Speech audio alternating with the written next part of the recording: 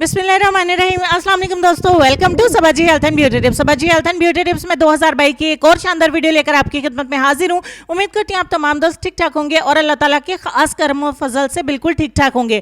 आज की वीडियो में मैं आपको बताऊंगी कि आप अपनी काली से काली गर्दन को शीशे की तरह किस तरीके से चमका सकते हैं। इस होम रेमेडी को इस्तेमाल करने से आपकी गर्दन बिल्कुल मोतियों की तरह चमकेगी। जितनी भी काली आपकी गर्दन है, जितनी भी मैली है, जितनी ज्यादा टैनिंग होगी है, जितनी ज्यादा ड्राई है और आप अपनी काली गर्दन से जितने भी ज्यादा परेशान है, इस रेमेडी को इस्तेमाल करिए, आपकी गर्दन बिल्कुल आपके चेहरे की तरह चमकेगी। तो चेहरे पर तो सभी नाइट क्रीम्स का इस्तेमाल कर लेते हैं, नेक की तरफ कोई ध्यान नहीं देता है। तो चलिए आज की वीडियो हम नेक व्हाइटनिंग के ऊपर बना देते हैं। तो नेक व्हाइटनिंग के लिए जो होम रेमेडी हमें बनानी है, इसके लिए एक बाउल में सबसे पहले हम 2 चम्मच ऐड करेंगे मिल्क क्रीम। दूध को उबाल लेंगे, उसको थोड़ी देर पड़ा रहने देने के बाद ऊपर जो क्रीम आती है ना, वो 2 चम्मच हम इसमें ऐड करेंगे। इससे आपकी गर्दन ड्राई नहीं होगी, बहुत ज्यादा मिल्की, सिल्की और स्मूथ हो जाएगी। तो उसके बाद आधे टमाटर का रस हम इसके अंदर ऐड करेंगे। आधे टमाटर का रस इसमें ऐड कर लेते हैं।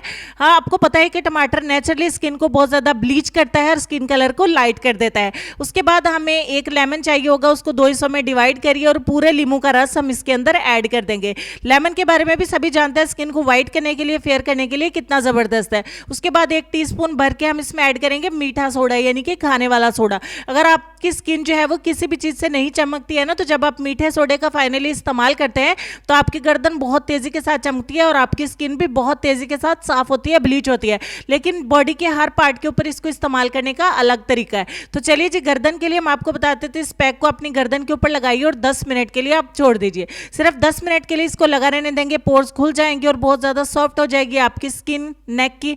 उसके बाद आपने मीठा सोडा लेना है और आधे टमाटर को इसके अंदर डिप करना है। टमाटर के ऊपर काफी सारा मीठा सोडा लग जाएगा। अब आपने अपनी गर्दन की मसाज करनी शुरू कर देनी है इस टमाटर के टुकड़े के साथ। तो अच्छे तरीके से मसाज करेंगे। ये मसाज आपका 5 मिनट का होना चाहिए। चलिए जी, यहाँ पे हम 5 मिनट पूरे कर लेते हैं।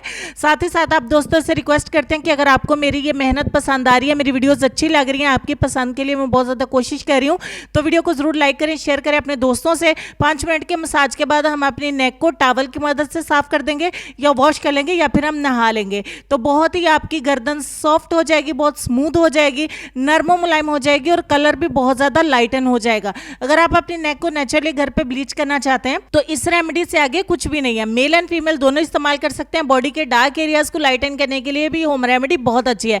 ये ट्रीटमेंट 100% अल्हम्दुलिल्लाह काम करता है और आपको बहुत अच्छे रिजल्ट भी देंगे।